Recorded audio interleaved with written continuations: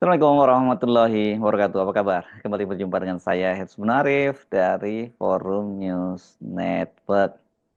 Apa yang dikhawatirkan dan sudah diantisipasi jauh-jauh hari oleh Ketua Umum DPP PDIP Megawati Soekarno Putri, kelihatannya skenario-nya itu sudah mulai berjalan. Ini akan ada yang mengaut-aut Kongres PDIP yang tidak lama lagi akan diselenggarakan. Dan tampaknya penetapan Hasto Kristianto sebagai tersangka oleh KPK itu menjadi momentum untuk mendesak agar Megawati mengundurkan diri sebagai ketua umum. Ya kalau Megawati didesak mengundurkan dari ketua umum berarti kan akan ada yang mengambil alih pimpinan PDIP dari tangan Megawati. Padahal seperti dikatakan oleh Megawati, ini mandat dari para kader PDIP tetap menginginkan dia menjadi ketua umum. Walaupun kata Megawati kan dia sendiri sudah ingin mundur ya, ingin ngomong cucu gitu.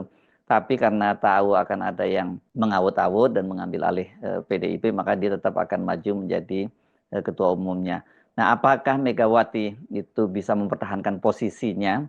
Ini tentu saja sangat menarik dan ini bisa menjadi pertaruhan hidup mati ini bagi Megawati dan juga dan PDIP. Desakan agar Megawati itu mengundurkan diri menyusul penetapan Hasto Kristianto sebagai tersangka oleh KPK itu disampaikan oleh mantan kader senior PDI Perjuangan Effendi Simbolon. Dia menyatakan bahwa dia turut prihatin dengan penetapan Hasto Kristianto sebagai tersangka itu. Tapi tentu saja perkaranya sangat serius dan melibatkan pimpinan karena sekjen ini adalah orang nomor 2 di partai, ya sebagai bentuk pertanggungjawaban Effendi Simbolon itu mendesak Megawati mundur sebagai ketua umum. Yang menarik ini pernyataan atau desakan Effendi Simbolon agar Megawati mengundurkan diri itu hanya selang beberapa hari setelah dia bertemu dengan mantan Presiden Joko Widodo sekaligus mantan kader PDIP yang dipecat di Solo. Ini dia melakukan pertemuan tanggal 2 dan sekarang ini selang beberapa hari kemudian dia menyatakan itu mendesak agar Megawati mengundurkan diri. Apakah ini merupakan pesan dari Solo atau soal yang dibahas di Solo ketika dia bertemu dengan Jokowi? Nah, soal ini pada waktu bertemu dengan Jokowi itu Jokowi membantah bahwa mereka membahas soal politik. Katanya ini hanya pertemuan sama kader saja dan dia menyebut ini bertemu dengan senior ya maksudnya Effendi Simbolon. Memang Effendi Simbolon kalau dari sisi di PDIP maksud saya tentu lebih senior dari Jokowi.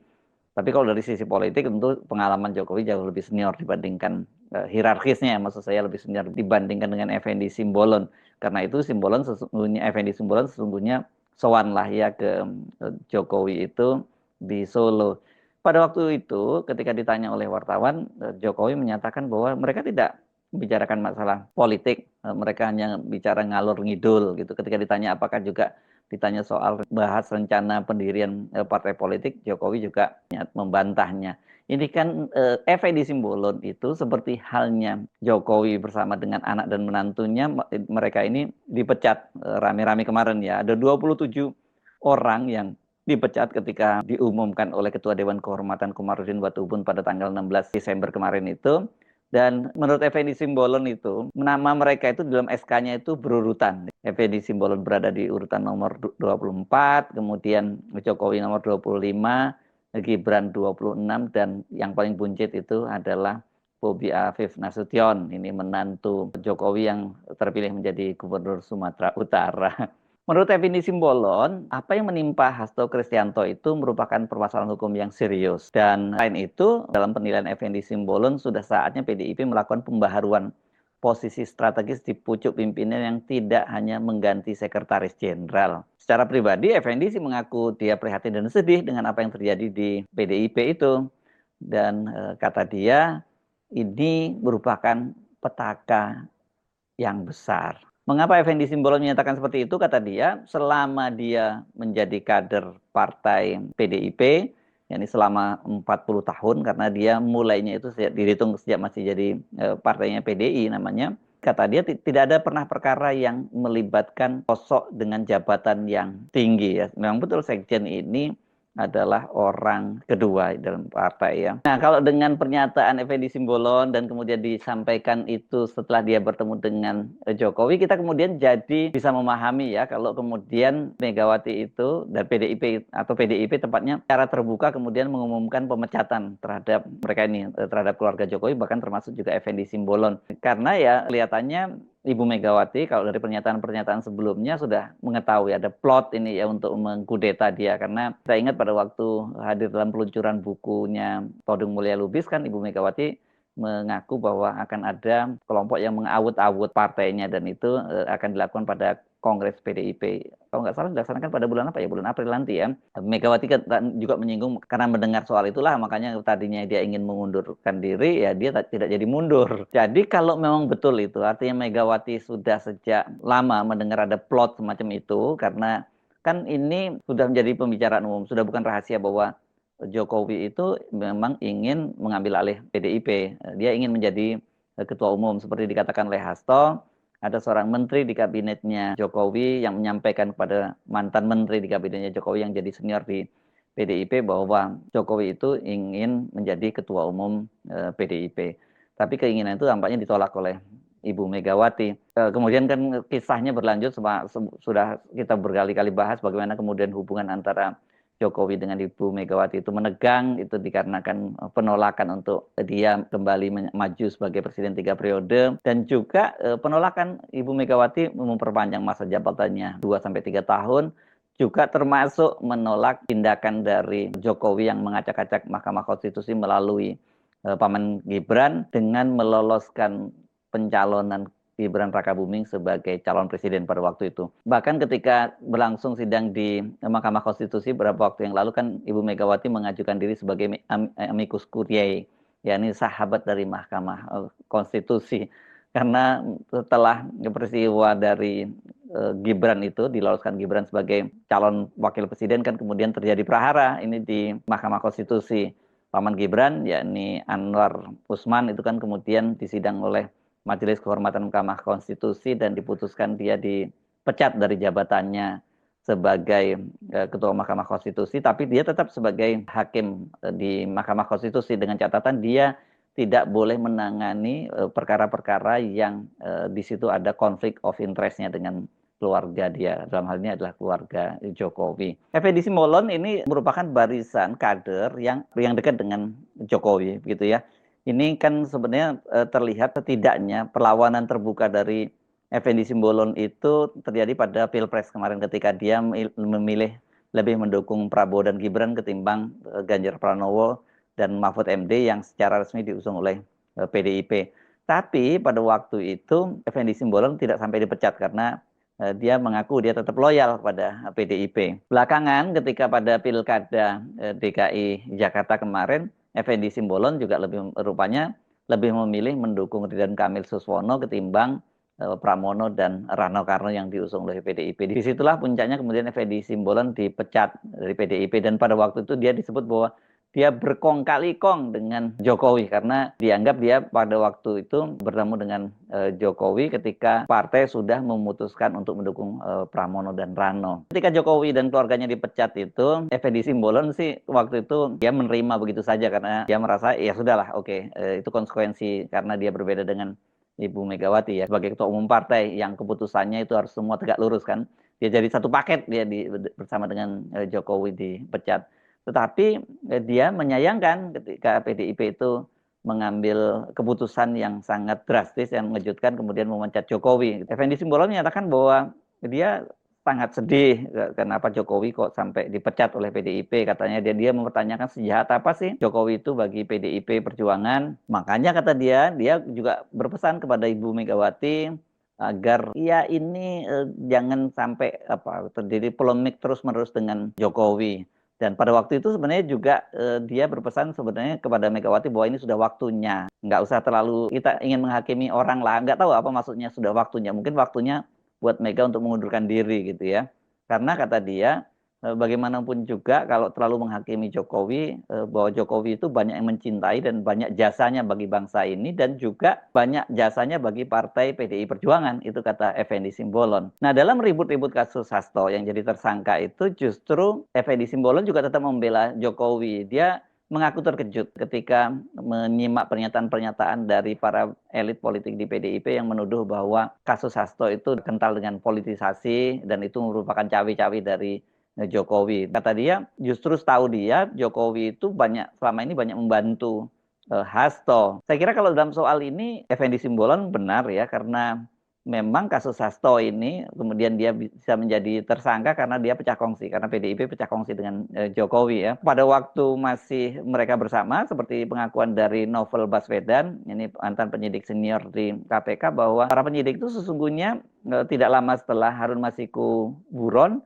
mereka sudah mengajukan permohonan atau mengusulkan gitu kepada para pimpinan agar Hasto itu ditersangkakan. Tapi pada waktu itu Firly yang dikenal dekat juga dengan PDIP itu menolak dan beralasan mereka bahwa harus Harun Masiku dulu ditangkap baru kemudian Hasto bisa ditersangkakan. Nah, tapi kan kemudian sampai 5 tahun berselang sekarang Harun Masiku belum juga tertangkap dan Hasto sampai masa jabatan KPK pimpinan Firly, tapi kan Firly kan berarti di tengah jalan berakhir pada 20 Desember kemarin, ya status Hasto masih bebas-bebas saja.